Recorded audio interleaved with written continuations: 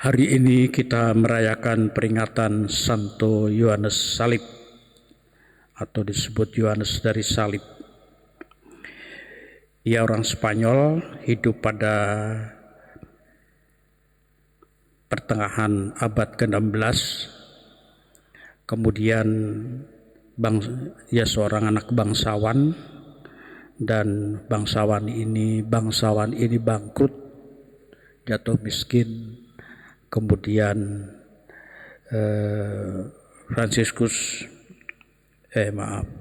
Yohanes kemudian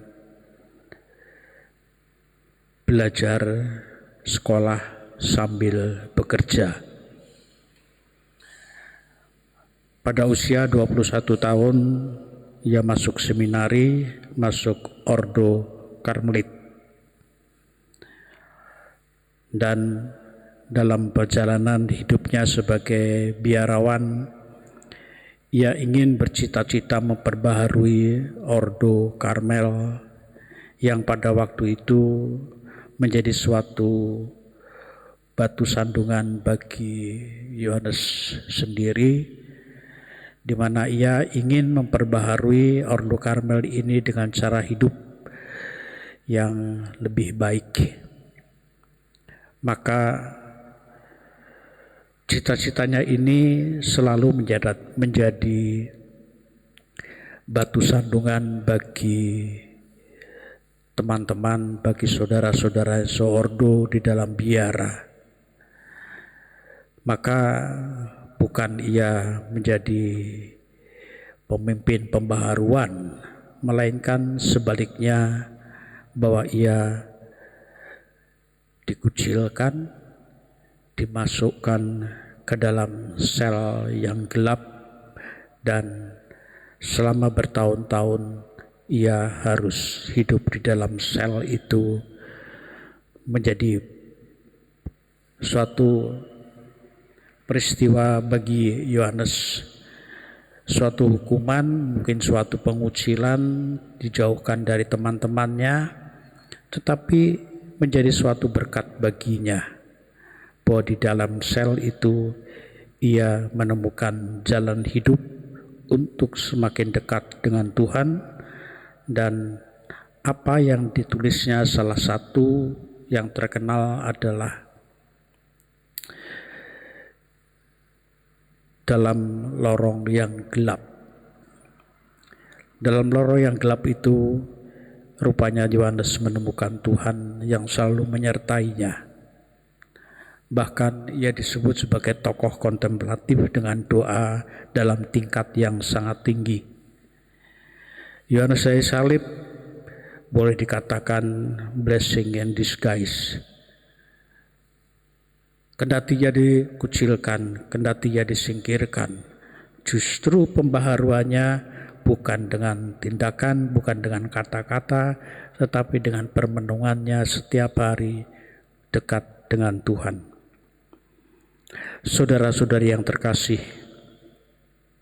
di dalam perjalanan Yesus pun demikian, kurang lebih sama.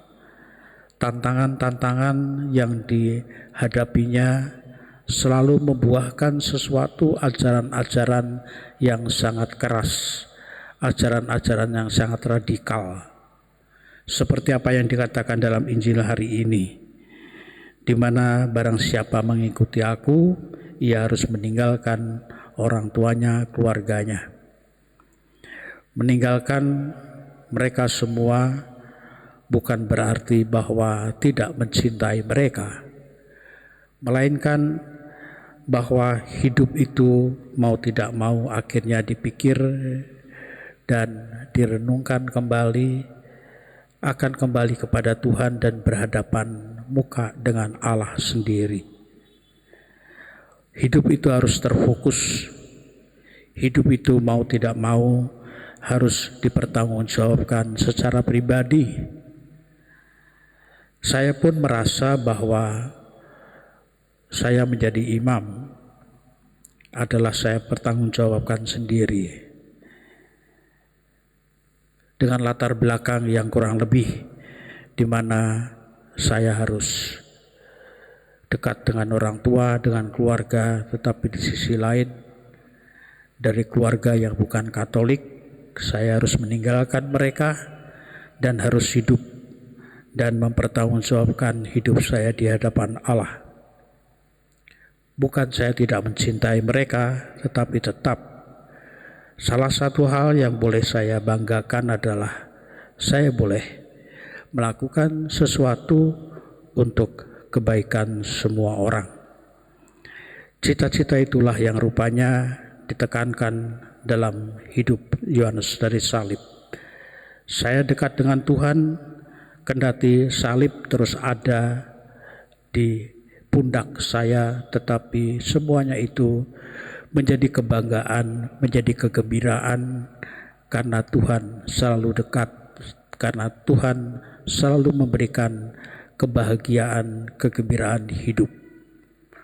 Maka akhirnya Yohanes dari salib wafat pada usia 49 tahun, dan karena tulisan-tulisannya, karena doa-doanya, ia diangkat menjadi santo sekaligus sebagai pujangga gereja. Ia memperbarui bukan hanya hidup membiara di dalam Ordo Karmel, tetapi hidup gereja secara keseluruhan, di mana gereja bukan hanya sekedar hidup dalam kegiatan komunitas yang nampak, melainkan kekuatan doa, kekuatan hidup bersama Allah menjadi sumber kehidupan dan perkembangan, baik itu pribadi, keluarga, gereja, ataupun juga hidup membiara.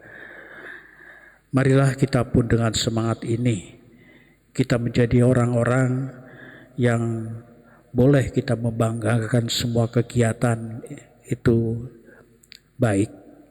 Tapi kalau kita semuanya menjadi suatu tanda hidup bagi sesama, karena kedekatan kita dengan Allah, karena kedekatan kita dengan sesama, itu saya rasa menjadi kehendak Yesus sendiri yang selalu menyampaikan ajarannya, yang selalu menyampaikan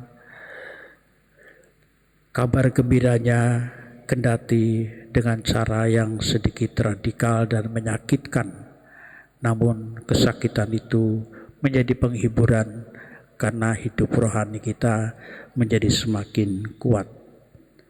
Semoga Tuhan selalu mendampingi dan menghidupi kita.